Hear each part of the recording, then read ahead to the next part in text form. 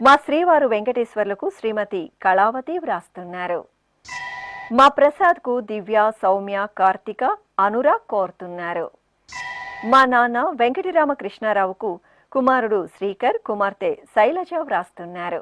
ఈ రోజు పుట్టినరోజు జరుపుకుంటున్న మీ అందరికీ శ్రీ వెంకటేశ్వర భక్తి ఛానల్ తరపున శుభాకాంక్షలతో పాటు అంజనాద్రి వాసని దివ్యాశస్సులను అందిస్తున్నాం.